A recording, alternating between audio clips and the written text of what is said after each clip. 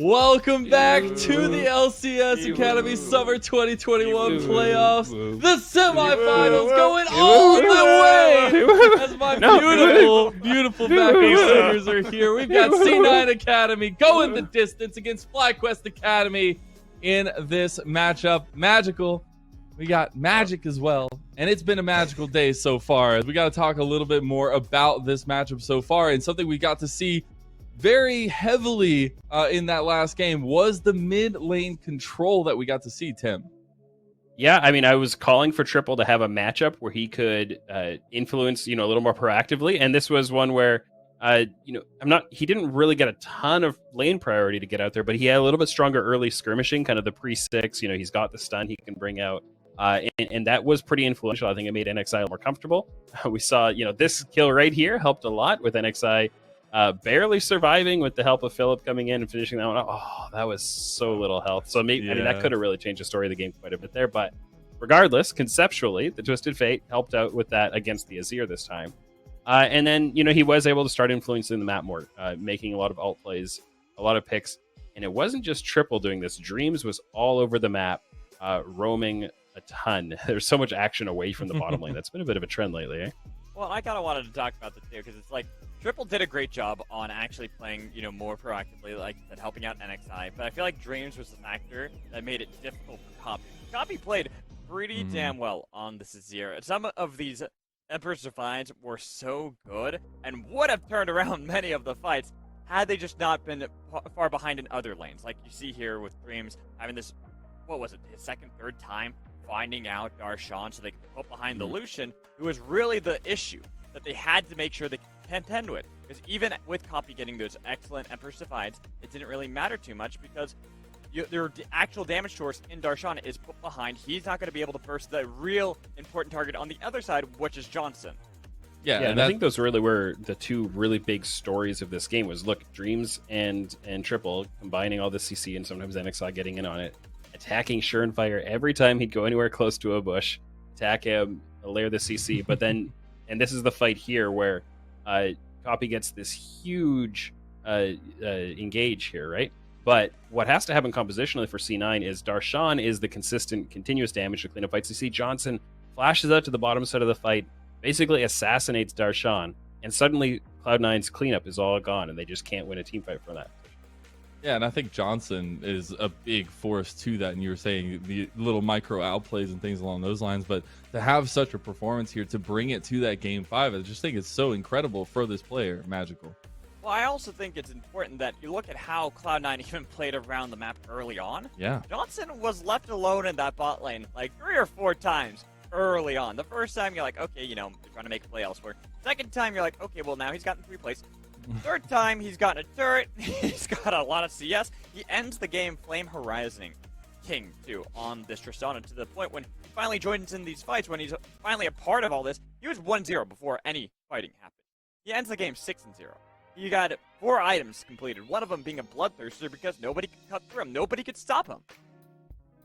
There's just nothing you can do against that. But now we got to talk about game 5 because this is it. This is both teams going the distance. This is a grand finals ticket on the line for the Academy playoffs. And for both these teams, we've seen a lot of adaptations come into this series. First of all, we started with C9 Academy, a little bit early focus, not going for necessarily going for those skirmishes, but then they adapted to the moment. They went for those late game scaling compositions, and it worked out well for them. Now we get the response from FlyQuest Academy, and Tim, is this where the FlyQuest Academy squad can just take that momentum into the last game? It's been such a back and forth series. I'm really not sure, who's going to be feeling the best coming into this one. Cloud9 saying, hey, we're back on blue side. This is what's going to work out for us. Or FlyQuest being like, hey, we won this last one. Now we know what to do. We've got a formula. It really could go either way. I'm curious to see whether the Xin Zhao priority continues or whether one of the teams finally says, hey, we're going to ban this thing. I'm curious whether Triple is going to find another matchup. Can he find is he going to counterpick from the bot side or from the red side rather? I don't know. Or I know where this is going. I think we all do. Zach would be a great pick. Okay, that's good. Yeah, exactly what we thought we were going to go. I mean, that's logical. Come on, give me Fiddlesticks. Game 5, Silver Scrapes. That's all the input you have. Just give him the silver scrapes fiddlesticks. I can appreciate that one, but I do also want to talk a little bit more holistically about the journey for both these teams, right? We've already talked a lot about C9 Academy and their journey through a grueling best of 5 in the quarterfinals against EG Academy, and now coming into this one, having to go another 5 games to where it is neck and neck, as we've said. But this is a big moment for both these teams. Like, we're talking being able to book your grand finals ticket against either 100 Thieves Academy or TL Academy. And then also some of that proving ground seeding there, Magical. And I actually even want to go further and just looking at the story way back in the past, back in 2018, when Academy first was formed, Cloud9 Academy and FlyQuest Academy faced off in both spring and summer. In spring, FlyQuest had knocked out Cloud9 from the finals, went on themselves to win the entirety of spring. Then in summer, Cloud9 beat FlyQuest and then would go on to win summer themselves. So here you have a lot of pride on the line for each of these teams, because it seems if you look at the past, the team that wins the series goes on to win Academy, at least for the playoffs. Yeah, indeed. And Tim, when you're looking at this kind of series and the amount of pressure on these players' shoulders, where do you see the step up for at least both these teams, and where do you see that kind of change going into Game 5? Do we see complete different ideology shifts in this game? Do we see a little bit more of the tried and true factors we've seen all series long? No, I hope the teams stick to their prep and don't try to just pull something out that they haven't shown at all yet. I mean, I think it's too late in the playoffs already to have. I mean, it is only the first series for FlyQuest, but yeah, if you had like a secret weapon that you're saving for the finals, if you do have it, now's the time to bring it out. Don't say because you might not get another chance. But I do hope that they kind of stick to the prep that they have. I look at the veterans on both sides. You look at Triple, you look at Johnson and Dreams, who've been around. On the C9 side, you look at Darshan and King, and say, well, you guys are the ones who need to anchor this, right? You've been through it before. You've been there. You've got LCS championships in some cases. And you're the one who needs to make sure that the rest of the team is like keeping an even keel. Say, hey, this is one game. It's just a best of one. Let's play our best. Like, ignore all the context and implications of it and just put your best product out on the Rift. And those are, you know, the ones who are, the veterans are the ones who really need to set that tone and be the leaders. I think so too, and I'm always a big, you know, emotional moment kind of leading into playing and that kind of stuff like that. We were talking a lot about momentum and things going along here, but because of this back and forth nature, there's not a lot of that momentum being built, right? Like, you get those punches right back when you see advantages taken. So I know that you really want the fiddlesticks, Magical. Is there anything else that you really want to see, at least maybe from just the Cloud9 squad here going to the next one? Do you see any? It's Tryndamere? All right, cool. That is one. More Another so. one I was kind of thinking was, you know, I was looking at the draft. The only reason it really wouldn't have fit in Game 4 was because they lacked a lot of AD damage. But Poppy is something that Darshan used to play a lot back in the day. And with a lot of the mobility that we saw drafted by FlyQuest, that's a good way to stop it if you're trying. But of course, you're going to have to make up for it somewhere else. You can't just have the double AP source and then magic resist is all you have to build, and you stop anything from happening on the other side. If you're going to get something like that, there are these strategies. These champions have really deep champions. I keep mentioning Fiddlesticks and Turnfire because I'd like to, yeah, it would be a lot of fun. But you look at Copy, and he's busted out the Azir. His Rise has looked really good as well. But Syndra, something that he's also played a lot, has been incredibly impactful. We haven't seen Triple play his Lucian really this series just because it's been taken away, as well as then going back over to Copy and his set that he was playing for so long. Yeah. There's a lot of tools available to you, but I do believe we're ready to get to the nitty-gritty to find out who books that finals ticket here. We got Silver Scrapes already gone, and we are ready for the match. Rafa Smax, lead us to victory. Be-woo-woo. Be-woo. Be-woo. Be-woo-woo. Be-woo-woo. We're just carrying it on from the toss from Mazel. And it's Game 5, ladies and gentlemen. Semifinals have come and gone in the past, but for Cloud9 and FlyQuest, there's only one more game that stands in the way of advancing to the Academy Playoff Finals next Thursday, where tomorrow we will see who will join them on that final stage between Team Liquid Academy and 100 Thieves Academy. And for Cloud9, they have taken to blue side once again, as a majority of their wins were on this side of the field. And we're going to see what the bans come out from for FlyQuest, because I'm curious, Smax, if we see the Aphelios ban from FlyQuest.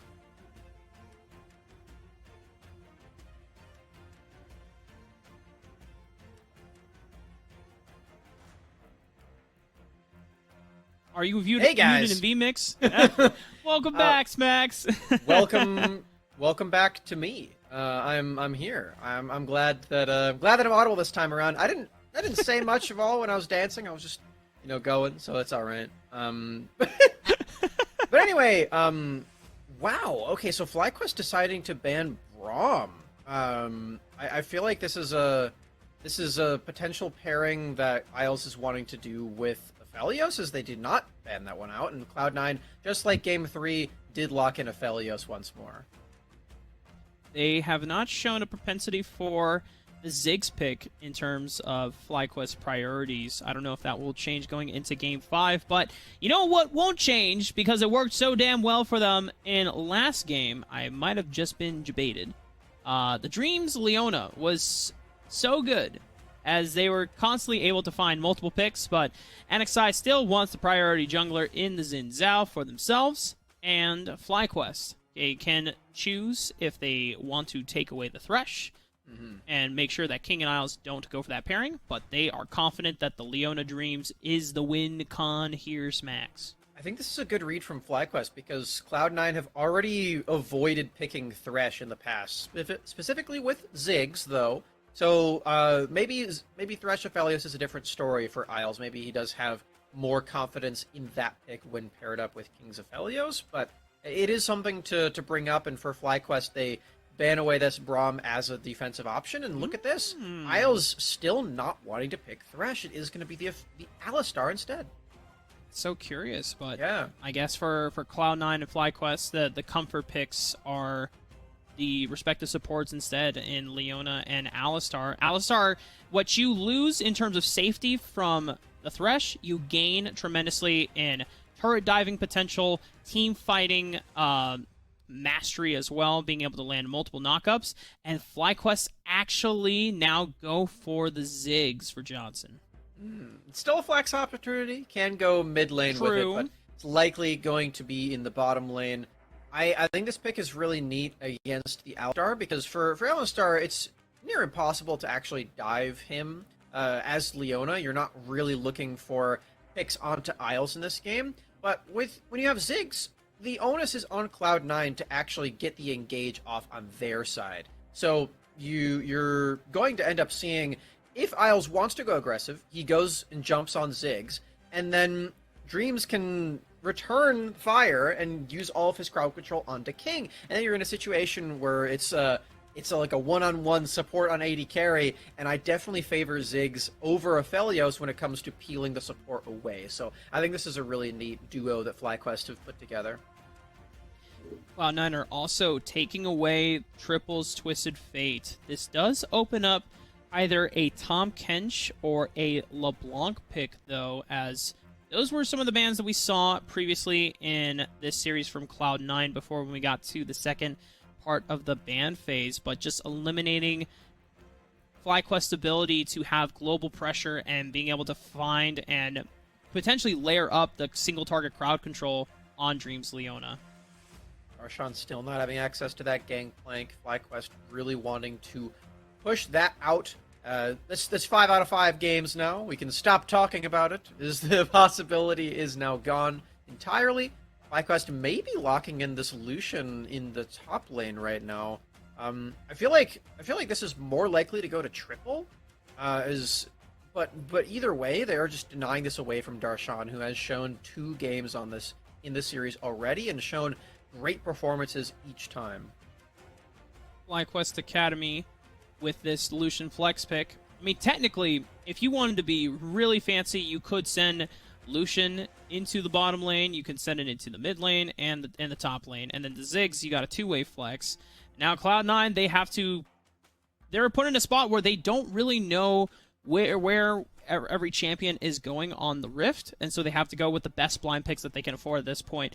Copy is going to be picking up the LeBlanc for himself, and then Darshan, if you're looking at blind picks, I mean, Jace could be an option if you want to go for additional poke, but Gnar worked out so great for him in Game 3. That seems like a reasonable pick. And now, FlyQuest, you have an opportunity to counterpick incredibly hard one of these lanes. Definitely can. Renekton's still available too. It's nice to mention, as FlyQuest have locked that in for Philip 3 out of the 5 games, but it will remain at 3 as Wukong is the counter pick into Gnar. This does mean that FlyQuest have locked in 3 auto-attacking AD champions for their top side of the map, so it's another situation where plated steel caps is super valuable, but Rafa, they're still against Leona. They still have to deal with the crowd control that's going to make you want to go for Mercury Treads, and this time they actually do have a very meaningful magic damage dealing champion in Johnson Ziggs. No Mercury Treads means that not only this crowd control is going to be not mitigated, as I should say with the wording, but also, you're right, Smacks, the no Mercury Treads means no magic resistances from Cloud9 Academy anytime soon, as you are trying to stifle a majority of the physical damage top-heavy part of the FlyQuest Academy composition in Game 5. And honestly, Smacks, I think my eyes, a majority of the series has been towards the top lane because that is where a lot of the volatility has existed, but I think it has to be mid lane because now we're no longer seeing utility picks from Copy and Triple through this series. It is now all about aggression. Copy's LeBlanc has to snowball out of control and be able to find a lead for himself to be able to pressure side lanes and give assassination threat on members like Johnson and Triple. Whereas for Triple, you have a powerful laning marksman that could potentially have the opportunity to always push Copy out of lane, but you got to be careful of a chain setup where Surefire is able to come in, and if Triple has already burned the Relentless Pursuit, then that is a dead Lucian in the water. LeBlanc has been a very highly prized champion in both this draft, this series draft, and also the one prior for Cloud9 against Evil Geniuses. So, Copy finally getting his hands on it. This is the one game out of all 10 that Copy's been able to pick this one for himself, and he will be that focal point for Cloud9 for a lot of reasons, like the ones you just said, but also just because he is the main magic damage dealer for his team, and will need to soften up the members of FlyQuest for King later on to deal the heavy amounts of damage that Aphelios is known to deal. Let's start off with our focus in the mid lane. We're going to see how well Copy and Triple are able to gain control and manipulate this first couple of waves while they only are limited to one ability each. As we said before, Smacks, you know, the top lane has been a majority of the focus for both of these teams, but I imagine things are going to change now towards this mid lane instead. And touching on the bottom lane here, we did see that FlyQuest did give their jungler NXI a very heavy leash to start off this game, trying to make sure that he can match that clear speed of Surefire. And I like this for 2 reasons. One is just because they want NXI to get on the map faster. He did just take out that Gromp and is matching that speed of Surefire. But also, like I was saying before, they are completely content playing back and playing defensively, which isn't usually something that Leona wants to do. But in this instance, if Alistar does go aggressive, and as long as they don't have level 2 advantage over level 1, then you are in a very safe position where you can easily switch focus and try to attack King. Copy now looking for that chain. Oh. Oh. Yeah, he tried to animation cancel with the chain flash, but that's not something that you can do on LeBlanc. And yeah, if he had flashed and then chained, then it would have worked out, but not something that LeBlanc is capable of. Darshan currently having a little bit of the range advantage, as we know Gnar can have into matchups like Wukong, but this is Philip's most played champion, not just in Academy, but his time in Amateur, whether it was on Radiance or any of the other teams in the past before. I'm trying to remember if some of the other teams, oh man. The names are escaping me, Smacks, because I know it was during the 2020 season, but because it wasn't Wildcard. I don't think it was Team Fish Taco either. Is he on Dark Allegiance? Yes, Am I Dark crazy? Allegiance. Yes, thank you.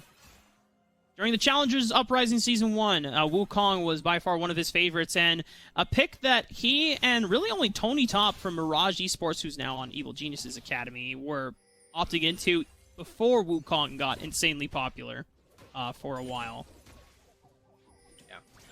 Was that back when he only had one ult? Also, I think it might have been. I don't know if it was. I don't that far remember. back. Yeah, maybe not. Yeah. But the point is, the Philip is very, very skilled at this champion, and is in this counter matchup where you really do favor the Wukong against Gnar, as long as you're not getting tossed around by all that crowd control. So for Philip, this is a really good look for him, and when the game is very, it's hinging on the mid lane most of all in this one. You're expecting Cloud9 to send a lot of resources to mid lane. Can get to the moments where he is able to take a sigh of relief and knowing, hey, I'm not getting camped this game, unlike all the other ones. It's Gets okay. to play the game.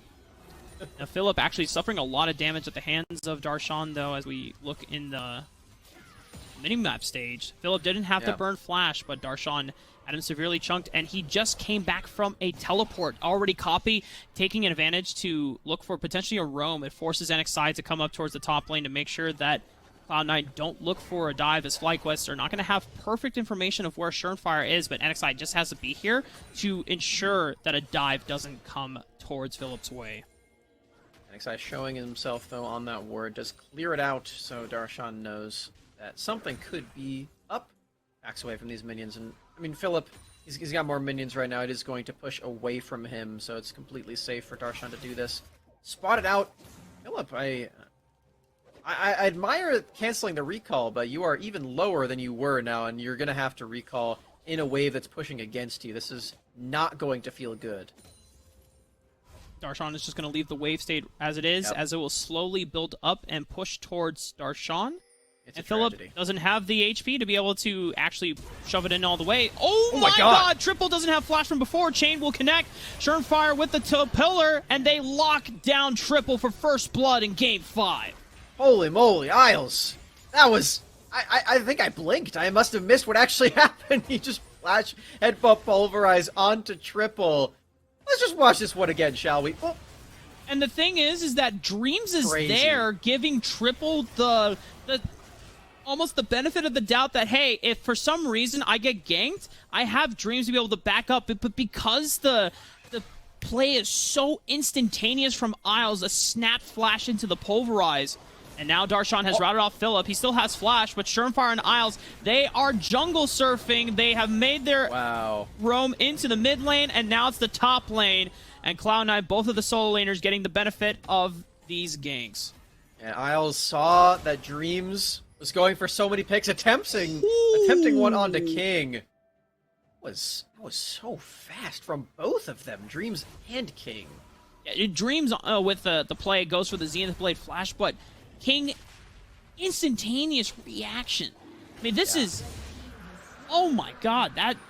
I almost want to replay just to see, like, how slowed down you could get and see, like, how many frames was it before King reacted with his own flash. Yeah, that was really crazy. And you know what's really interesting? If he was worse, if he was slower, then Dreams would have actually landed and would have made it under the turret, and it might have been even better. But King is too fast for his own good in that instance. That is a good problem to have, but it's unfortunate in that instance. Well, Dreams this time is here to say, hey, Darshan, it's not nice that Philip is getting ganked by both your jungler and the support. It's a dishonorable 1v1. You're breaking the rules. So Dreams comes up, ensures that Philip is able to crash this wave with the use of the Cyclone. But Darshan is setting up potentially another freeze here that Philip cannot teleport to. Philip is... He may not be getting a lot of jungle pressure. There was the one gank, but it's still him getting super bullied in this matchup. Darshan doing such a great job in this top lane of mitigating anything that Philip could possibly want to do in this counter matchup. Is good time to remind everyone, Philip did pick this one red 5. He did get all of the information possible with this champion choice, which is honestly a great move for FlyQuest. I'm always really disappointed whenever any team has a new rookie on their squad and doesn't try to play around their comfort and make them look as good as possible and activate them, because they drafted this guy for a reason onto their squad. Yes. It's not just because Licorice went to another team. They do know that Philip is a very skilled top laner, and playing around him, giving him counterpick, and giving him his comfort over and over in this series is really good. And I think this is just, you have to also bring to perspective that this is Philip's first best of 5 series in Academy. He has only been playing best of 2s throughout the entire regular season from when he joined FlyQuest Academy. So this is a testament and a test, I should say, of how strong is his mental endurance and the ability of FlyQuest to be able to rally him up and make sure that he is on a comfort pick. And not to say that Philip cannot do it. You know, Philip has been able to pull out and still provide a lot of utility and great plays for FlyQuest in the regular season, despite having Kumo move up to the LCS squad, where Kumo has just been by far, when you look back at the Academy season before Philip came in, was one of the most amazing top laners that we had in Academy. And it's always great to promote a member, but then you always worry about, can we assimilate and acclimate a new rookie into Academy in time so that we are still ready for playoffs. And Phillips, so far, he's not been a liability, I think, is the best thing that you can say. Absolutely. I mean, there are a lot of good things that you can say, but that is a really big deal.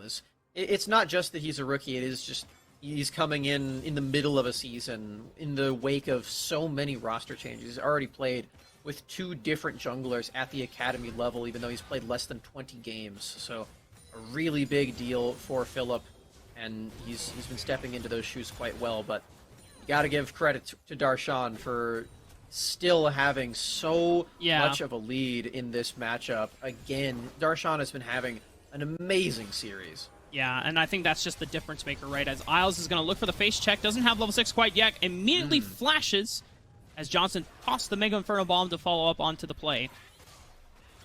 Isles, no ultimate, can't get out of that one without flashing. Does have Hex Flash, as supports tend to do, so not going to be the biggest deal in the world, but Isles just respecting that damage would have come through and potentially killed him had he not flashed early. And by flashing early rather than like at the last point of no return, he gets to stay on the map. Isles continuing to be able to lane with King as Johnson and Dreams go for a reset. It gives King the ability to freely push into this turret, and now Isles will be able to roam, clear out some vision right under Compy's nose, or potentially roam towards the top side of the map. But he is currently hovering mid lane, walking behind him, and now Surenfire also making the moves towards the top side of the map. I wonder if Philip is going to be the subject of a 2-man goon squad once again. It's feeling like Darshan is prepping him for that, but might not even be needed. Ooh, just barely too short on the wall up, thanks to the Cyclone of Philip. Creating ultimate for W, though, is not going to be favorable for Philip. Has to escape yet again. And for Cloud9, with all this top lane priority and manipulation that we've seen of the waves, does mean they get to take that Rift Herald, use it mid lane, and continue to grow that lead and spread it out also, because they get it onto Copy, who is playing this champion who needs to be ahead to be at the peak of what LeBlanc is capable of. And something that is so cool for Cloud9 to be able to punish Philip even harder is that Darshan, even though he didn't have teleport advantage, Philip couldn't potentially risk the teleport as Cloud9 were positioned around the Dragon Pit. So if he were to teleport to the lane so that he didn't lose out on the wave that crashed, then you lose out on FlyQuest's ability to have a potential numbers advantage to contest for that Dragon. But because they crash it, Philip has to walk towards the top side of the map, still losing out on so much CS and so much gold and experience. The lead is now a solid 2 levels from Darshan, and it's only been 2 kills in the game, only 1 death on Philip, but you see how well Cloud9 are pulling the map against FlyQuest right now. They're looking to maybe use that lead and take down some turrets sooner or later. A lot of plates there in that mid lane thanks to that Rift Herald. For Cloud9, this lead has been grown mostly off the back of just laning and map movement, which is a pretty big difference from what we've seen in the rest of this series, honestly. It's been a lot of skirmishing in the early game, and while Isles did have some amazing roams and did get the lead started for Cloud9, it's a nice breath of fresh air that Cloud9 still can just play the slow game and play it very well. Darshan is just going to start eclipsing Philip in this war of attrition, being able to hit the Divine Sunder or Power Spike faster than Philip will be able to. And as we saw in Game 3, once Darshan had that Mythic completed while Philip was still sitting on components, he just cannot match in the 1v1. And now FlyQuest, it's starting to bleed out in the resources that FlyQuest have to take from other lanes and invest towards the top side so he doesn't go too far behind. Copy potentially baits in an engage from Dreams as the Solar Flare comes out. Culling is also exchanged from Triple. Fire pops the pillar, ensures that Triple and Dreams are not able to pursue further. Philip was rotating down and potentially looking for a flank, but Cloud9 keep all their members alive and safe. I love that these supports are stepping up at that match point in this Game 5 position. They know that every second that they're not stunning someone or being that front line or locking someone down could mean that the other support is going to do it. So even though Dreams, they didn't have perfect vision, they didn't know who all was there, as soon as you see that opportunity to potentially get a pick onto Copy, you gotta go for it. And it's not quite punished. Dreams doesn't fall because of it, but for FlyQuest, it is still a little sad that they can't get these picks, even though Dreams is putting in the work right now. CS has been pretty dead even between both Copy and Triple, and even though that the story between Veteran and Darshan versus Rookie and Philip is not nearly the same for Copy and Triple, there are similar parallels that you can draw, and it's a testament to not only Triple, who's been able to maintain the CS lead because of his experience as a veteran, as Copy goes in for the distortion. NXI tries to punish, but Isles with a beautiful knockup. Mega Inferno Bomb is used from Johnson trying to follow up on the damage, but all of them flash and are able to dodge out of the Solar Flare that could have locked them down for more kills from FlyQuest. See that both teams are understanding what has to happen on the map right now, but because Johnson arrives just a slight amount earlier, they do have that advantage. But wow, Darshan. NXI has the force. His flash over the wall. Darshan just slammed him. And NXI cannot compete for this Rift Herald. The second Rift Herald is going to be awarded over to Cloud9. This will give them further control of the map stage. In our Game 5 series, Smacks, this is by far the least amount of kills, but it's been the most controlled from Cloud9. Yeah, it's very impressive stuff. They're still keeping it alive, still threatening all of these different movements, not fully committing to anything anymore, just like Isles did in that early roam timers, but it's just because Cloud9 don't need to overstep. They can stay on the defense. They can wait for FlyQuest to fall in line. And for Darshan, he still has this gigantic lead up on the top side. If we could see what the gold lead is, I'm sure we'd notice that it's mostly just Darshan having just a massive lead up here. He's up about 50 CS, just took the entire turret by himself. Pretty insane. Yeah, the gold chart currently see about 5,000 for Cloud9 in advantage, and I wonder how much percentage of the 5,000 is really just in the pockets of Darshan. And he's been able to complete this Divine Sunder way earlier than Philip, so you at least know it's got to be at least 1,500 in advantage for him at this point in the game. And you look at other members, it's hard to argue that the gold lead is in anyone else's pockets because everyone else is pretty much dead even on CS. Jungle, mid lane, and bottom lane all accounted for. I'm just not sure who else it would be. It's pretty funny that both King and Copy have bounties over their head with no kills. Hey, man. You can feel that the global gold of Cloud9 and the way that they've been moving around is affecting the pockets of every member on their team, even though the fights haven't been participated in by everyone. Because of all this map control from Cloud9, they're able to secure themselves their second dragon. This being the third dragon spawn of the game. It is another Cloud Soul. So an ultimate cooldown reduction for things like Copy's Mimic, King's Moonlight Vigil, and then of course Isles, the Unchained for the damage reduction is all nice. But I'm really looking at Darshan's Mega Gnar because you already know that with the buffs that Gnar received in the past, Meganar, with enough ability haste, was able to get close to being able to cast 2 ultimates within a team fight. With Cloud Soul, you can definitely do that. And Philip, having to call in the triple is also here, a 3-on-2, but health bars are extremely low on Philip. Hasn't used the Cyclone quite yet, but has to be cautious and wary about any other members coming into play. But look on the bottom side of the map. Copy is pounding away at this turret. So Cloud9 are getting all that they want with the Rift Herald and being able to exchange for map pressure.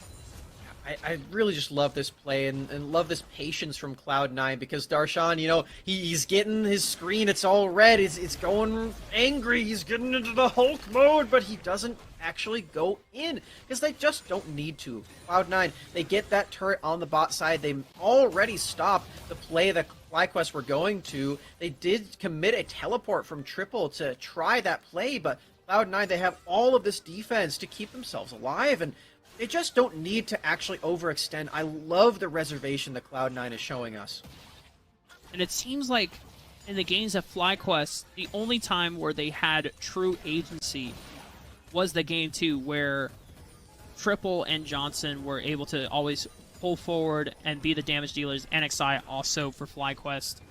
They were the ones making proactive plays and being able to put their foot forward. But this time around, FlyQuest are trying to do their best, almost be reaction plays or force reaction plays out of Cloud9. In the past series, or in the past games, Cloud9 did kind of succumb to the will and react and go for fights thinking they could win them, but Cloud9 have been so, as you said, reserved.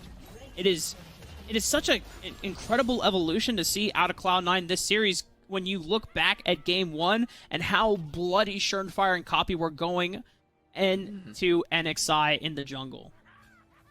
Such a crazy moment to think that Cloud9 are just like, all right, we're in Game 5 scenario. We have to focus. We have to win this game if we want to go to the finals. And this, as the product of that, is so cool to see.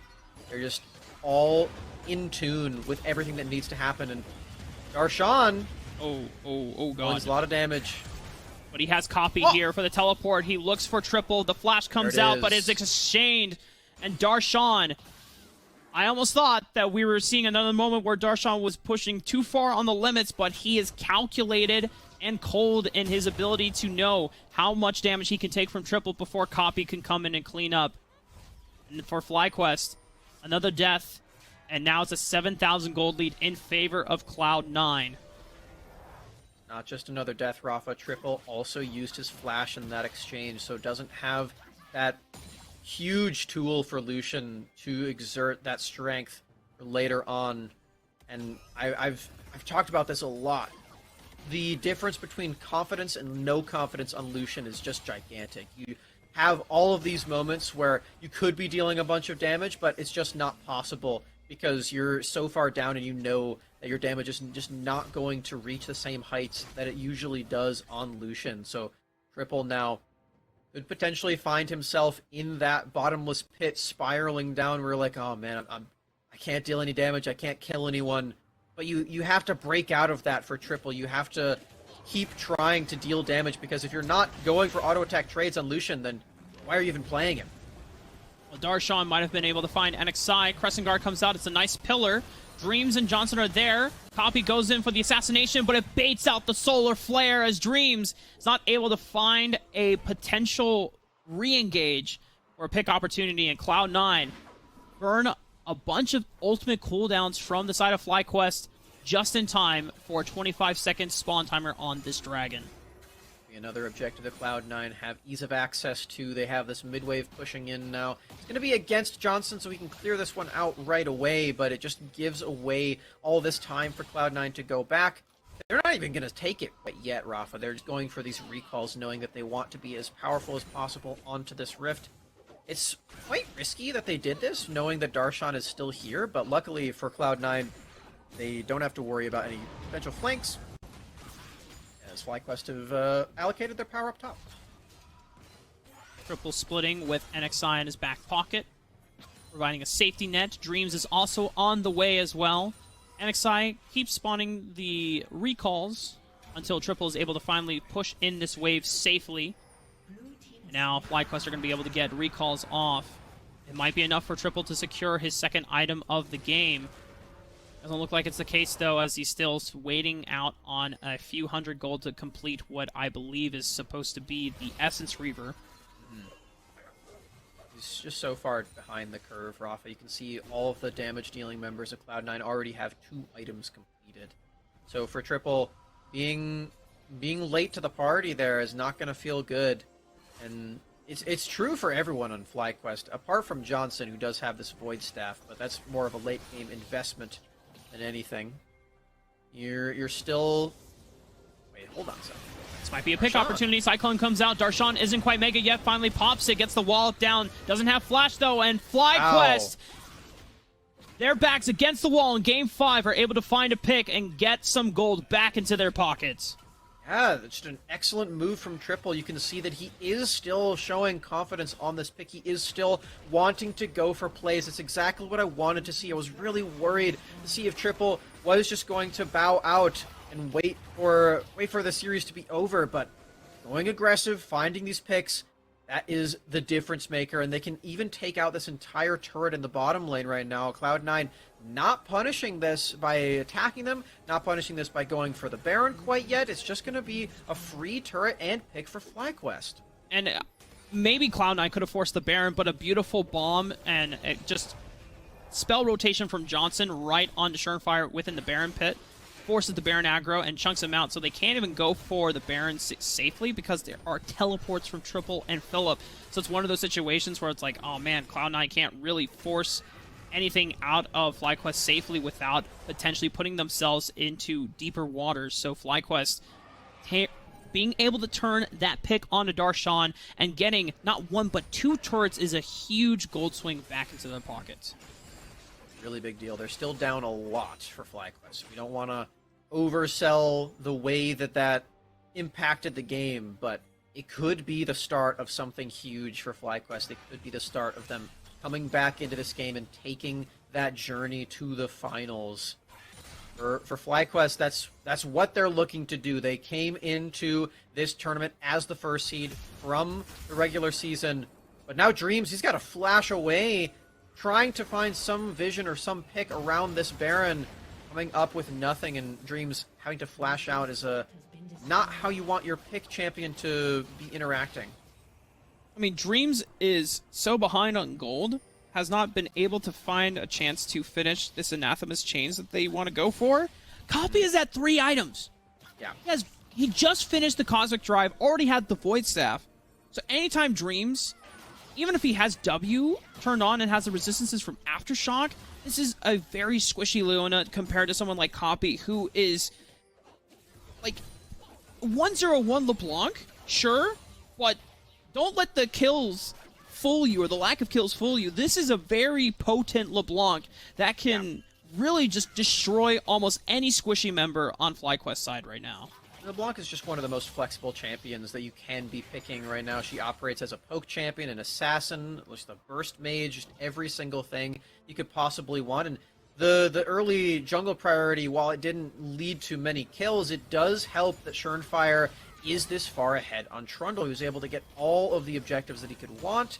Outside of that first dragon, it's just been all things Cloud9. So Copy, again, showing that he is a force to be reckoned with on this team of full veterans standing beside him. This is such a good look for the rookie mid laner for Cloud9 coming into this year. Cloud9 once again poised and have aggressive vision into the river entrances of this blue buff quadrant. FlyQuest are poised around the Baron, ensuring that Triple can safely push in this wave. Has completed the Essence Reaver for quite some time, is working on a Last Whisper, potentially into that Serelda's Grudge to add a little bit more utility whenever they go for plays with the culling. FlyQuest are potentially trying to force this Baron to look for a pick. Surenfire might be caught out, has already burned the flash. NXI chases on forward with his own flash, but the re-engage from Cloud9 might be huge. NXI taking a lot of damage. Teleport is coming out, though, from Philip. He's going to look for a Cyclone onto King. He's to be found. Another Cyclone will follow up, but FlyQuest just cannot get into the backline and follow up, and Philip will fall. Darshan, almost being popped before he goes Mega, will be able to survive, and the Cloud Dragon and the Cloud Soul is available for Cloud9 to take. And Philip, he found such an immaculate engage, but there's just no follow-up at all. Even though he knocked up so many members, FlyQuest was already pushed off the fight. They can't do anything else to interact with that knockup from the Cyclone, and Philip just dies for just about nothing, and they can't even find the damage to kill out Darshan either. You can see he's got that Wit's End, he's got the plated steel caps, he's going for Randuins. This is going to be a very bulky Gnar, and he already is, based on that last fight that we just watched. Now, with the Cloud Soul on lock for Cloud9, you already mentioned the stakes of that copy, having the Mimic up just about every single fight, potentially 2 or 3 times. This is a lot of power that Cloud9 have to work with, not to mention that movement speed. It's a 6,000 gold advantage for Cloud9. It is not damning for FlyQuest. Cloud Soul is not a end-all, be-all objective. But FlyQuest are definitely feeling the pressure because Cloud9, despite the low amount of kills, despite the low amount of aggression that we've seen, it has really been all Cloud9 being at the driver's seat and being able to control the map thanks to just such skilled and calculated map play for Cloud9, being able to play off of Darshan's laning advantage over Philip in this matchup. They've gained so much control, and even though, like we said before, Smacks, there hasn't been a steamroll, there hasn't been an accelerated state for Cloud9, you look at the item builds and the completed paths from a majority of the carries from Copy and King and Darshan, these are very strong members, and FlyQuest just, even with Johnson on 3 items, it is not enough to be able to fight back, as Copy can now start looking for poke. Just the Mimic onto the Q, and this is something that you oftentimes can't afford to do on LeBlanc. Just use your Q twice just for the single target burst. But because they have those dragons on lock, and because you have the Cosmic Drive providing even more ability haste, you get to do stuff like this. This could be huge, though. Triple, if he's able to get one more Relentless Pursuit, if he gets the solo kill There over it Darshan, is! that's huge for FlyQuest. Now Cloud9 cannot pressure for the Baron.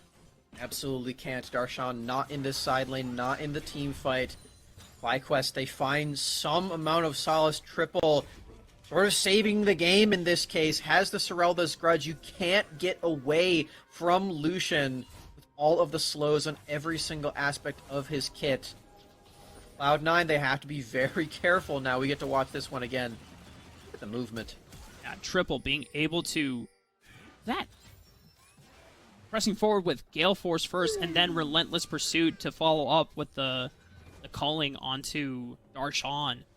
The Triple just in a Game 5 scenario where you are down 6,000, 7,000 gold, being able to find a solo kill, it doesn't immediately put you back into the game, but it stalls time out, because if you remember back from Cloud9 series against Evil Geniuses Academy, we mentioned it at the top of the series in Game 1, this Ziggs can be the make or break point for FlyQuest to be able to come back in this game if they are able to stall it out long enough, Smacks.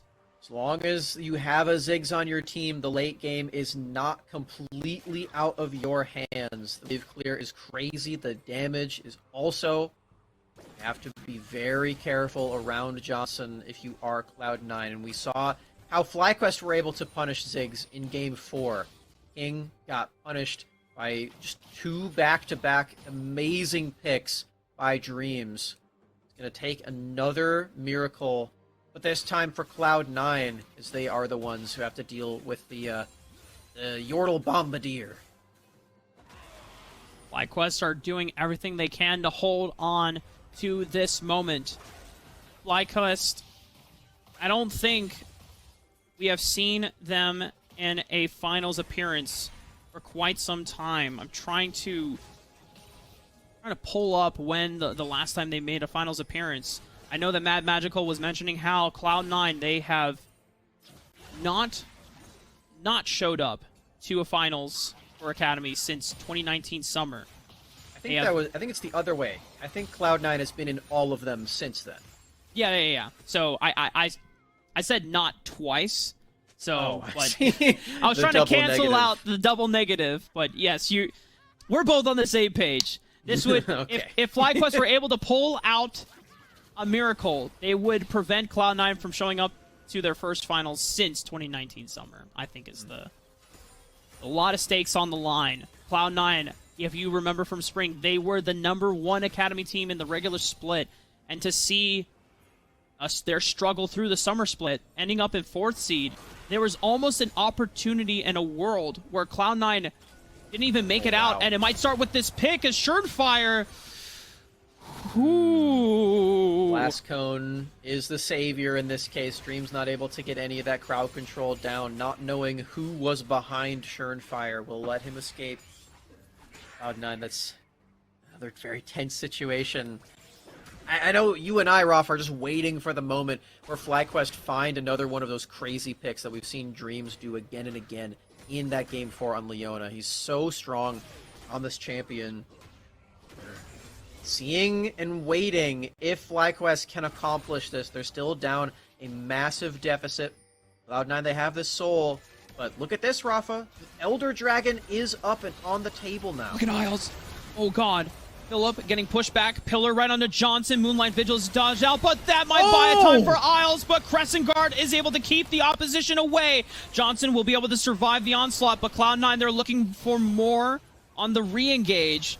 But it might be enough to push FlyQuest back. A Solar Flare comes out, but Copy's able to dodge out onto it once again. Copy just playing in the eyes of FlyQuest, dancing in and out and just baiting powerful abilities from FlyQuest, and they might have to pull an audible. Elder Dragon is being started up by King, but FlyQuest need to pull them away from Elder Dragon as Philip just gets popped by Copy.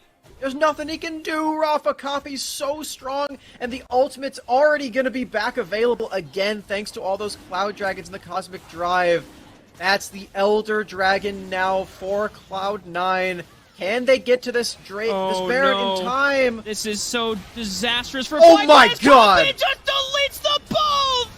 There's no hope for FlyQuest! Johnson tried to teleport over to save them, but it's a huge triple into an ace for Cloud9 to see them struggle through the summer split to almost being knocked out and having to play in the Unified Grand Prix as a 7th seed. They had to struggle through every single game the last regular season, but they made it. They've done it. They've overcome what many thought was going to be so difficult for them against FlyQuest, the #1 Academy seed in the regular season. But Cloud9 will advance to the finals next week. Woo! Congratulations to Cloud9 for punching their ticket to the finals with that one, Rafa. How do they keep doing this to us, man? 2 series back-to-back Game 5 scenarios.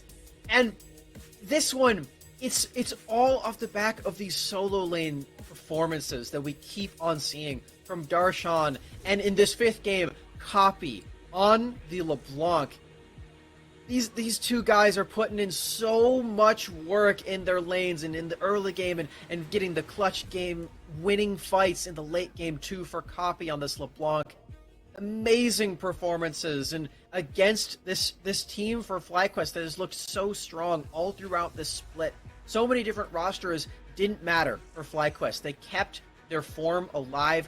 They kept showing us new ways to smurf it.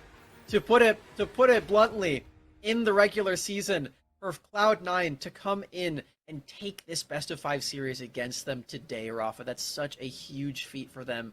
Congratulations. I'm so excited for the finals. This was no small task for Cloud9 to overcome. To consider that they had to go to a full 5-game series against Evil Geniuses Academy, where they were almost knocked out. Evil Geniuses were 1 game away from being able to clinch out the series since Game 2. They had to fight back 3 games back-to-back. Cloud9 did open up the series favorably into FlyQuest, but FlyQuest almost took that series away from them as well. But then when we got into Game 5, the game had just warped in tone and feel from Cloud9. It seemed like a switch was thrown, and Cloud9 were just they were a completely different team. It's like we finally saw them evolve and really mature into such a strong, controlled, and calculated team. Very different from the inconsistencies we saw from the entire regular season this summer. Congratulations to Cloud9. We're going to send it over to Mazel, Bad Magical, and Magic to break down that last game. Welcome back to the Analyst Desk after a crazy 5-game series for our semifinals matchup between Cloud9 Academy and FlyQuest Academy. It had everything we wanted. It had the highs, the lows, everything. And we got the Magic duo here, Magical and Tim Magic 7 Houston. How you guys feeling after that one? Because after that last game, it feels a little bit interesting to have ended on that kind of note after the series that we had, Tim. You know, you got to go with him first. I see how it is. Yeah. I see how it is. Yeah, My nickname's shorter. Yep, there you go. It's easier for my and brain. also, age before beauty as well. So, yeah, it was such. No, anyways, such an intense series back and forth, right? Cloud9 win, FlyQuest win, Cloud9 and FlyQuest win, Cloud9 finish it off. So we should have seen it coming, but it really was, so many intense games and these strategic pivots and who's drafting for which priority and getting the Xin Zhao and things like that, and it just kind of pivoted around. And ultimately, I think it was Cloud9, and I don't know how much of this is due to the veteran voice and the stature of Darshan and of King of there, like we said going into this game. But Darshan definitely was a huge factor with his laning all series long, really showing why he's been such a mainstay both at the LCS level, then maintaining his performance level in Academy. We saw Isles this game, I thought, really stepped up. And with that, I was very surprised with the Alistar pick when the Thresh was available and you'd already first picked the FLYA. But he came in with the Alistar. He was all over mid lane, went all around the map, and really made a huge difference, I thought, on both games 4 and 5, even though 4 wasn't a win. And I think when you're looking at this final game, it's like it's a little bit more of a C9 dominating performance, right? It's feeling like the start of the series that we had where they were just coming out guns swinging. And now we get to see that kind of adaptation through from FlyQuest. And unfortunately, this performance doesn't feel like the necessary end goal that we would think for FlyQuest, right? Having that bye, being one of the most dominant teams in the Academy sphere here this summer split, it's interesting to think about that run, but as well as C9 Academy back-to-back best of 5s here, and they're able to go the distance. It's an incredible story, Magical. It is, and the thing about looking at Cloud9's journey and how they're able to, I think, take this win over FlyQuest also has a little bit to do with how the format is. It almost feels like when you have that bye, it's almost more difficult. You don't have that practice to be able to kind of try out some strategies, see how you're going to be able to go into a team at the same caliber, like looking at the Evil Geniuses Academy game that they had, the series they had there, how tough that was, battling back and forth, taught Cloud9 a lot, clearly, with how to play into the late game, how to be able to scale up and utilize some of these elements. And the big one for me, I mean, we already talked about Darshan, but Tim touched on it a little bit, Isles in that final game especially. It's just how he was able to move around the map. Dreams before had been running circles around him, but on Alistar, it felt like he actually had far more of his comfort in that champion, but also just far more priority at every single step. Yeah, and I want to correct what I said before. It was really games 3 and 5 where Isles, those 2 wins, where Isles really took over, I thought, on the Nautilus in game 3 and then the Alistar in game 5. And it was really, in a lot of ways, a support duel between them. Who was getting out on the map, who was making the bigger plays, and more importantly, the faster plays, I think. What a great support duel all series long. It's super integral when you see the give and take of what you get when you play these kinds of games out, when you're in this kind of game 5. And what I find so interesting about this is you've seen the growth from the FlyQuest Academy squad, and parts moving around a little bit through the season, but you still have the core strengths that I feel like are present there on the squad. And Cloud9 kind of take that and use it against them. And with that last game, right, it's a little bit different because they had complete map dominance, but it felt so neck and neck when you're looking at the macro play, where we usually laud FlyQuest Academy for the styles that they're able to bring.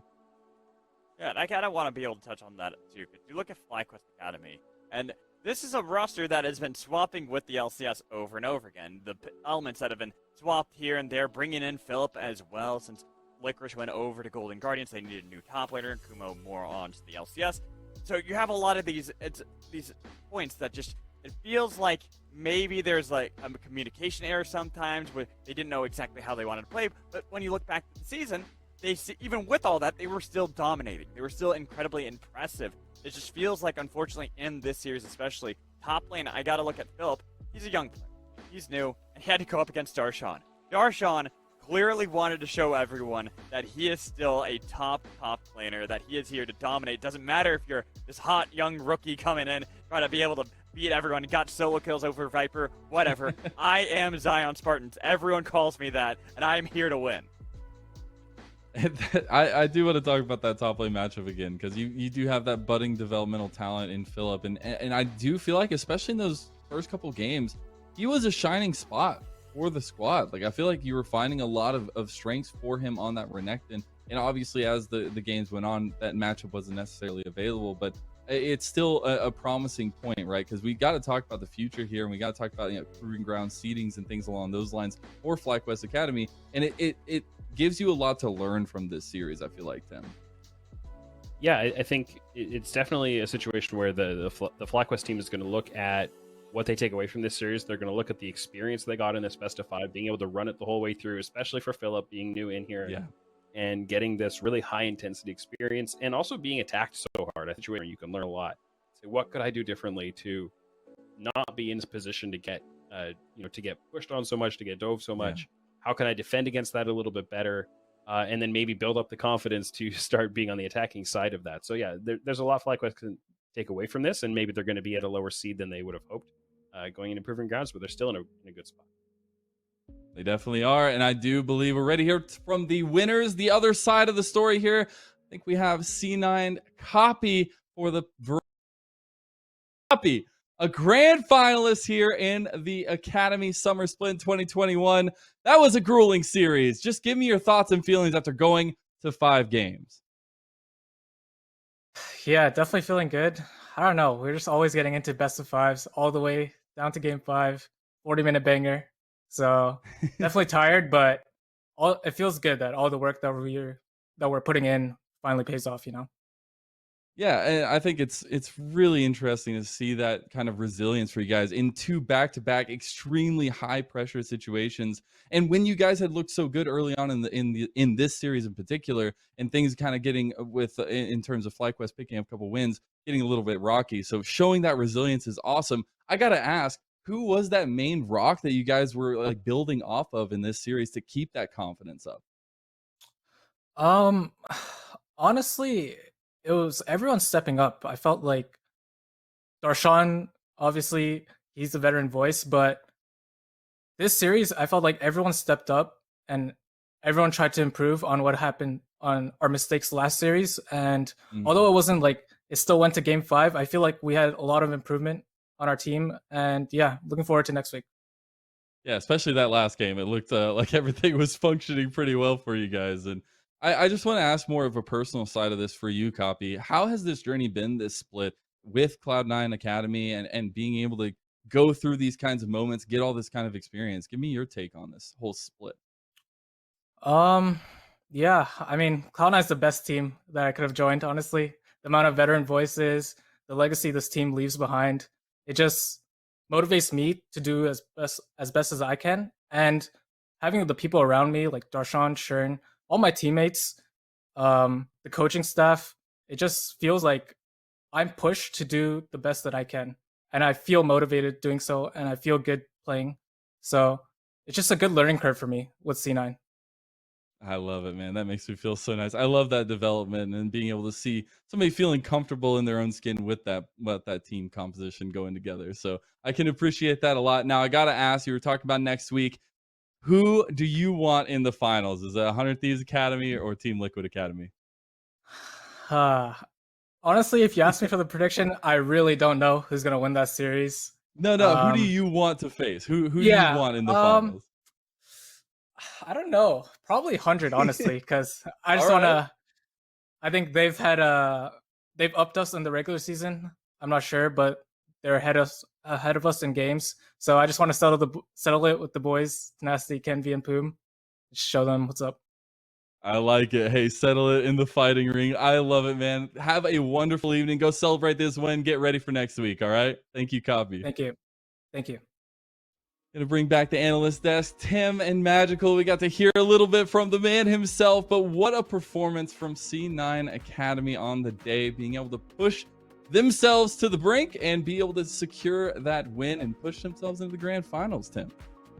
Yeah, no, it was, I mean, an impressive performance from Copy as well. That LeBlanc did a lot of work. I think he had a pretty decent series. You know, and he definitely showed up bigger than I think than Triple did overall in this series, which is something that, you know, Triple, when he had his stint this split up in the LCS, he got a lot of praise there, especially in those first games when they were picking up those wins, and to perform well against an opponent like that, who I hope he has a lot of respect for.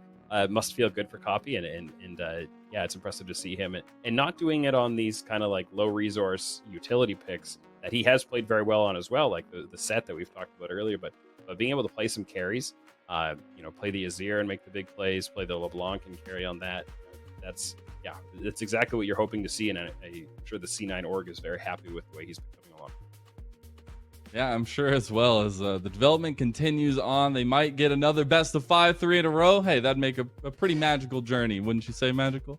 But I do want to talk a little bit more about the atmosphere here in the playoffs. We are making our way into the final pieces here. We have a couple more series to go, and with that being said, you know, Cloud9 Academy do advance to that grand final. On the other side of the bracket, though, we still got that hype series of Team Liquid Academy going up against 100 Thieves, Magical.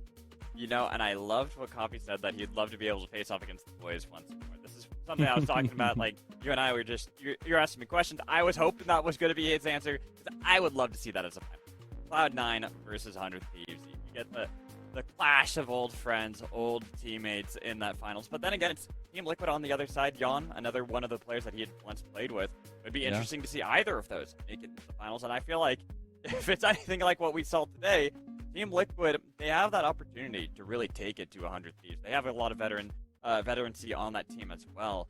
Try to see how they're going to do. Like, Armeo is kind of a player that we've seen a lot of in the past, and Nori stepping up into his role to try to fill that spot.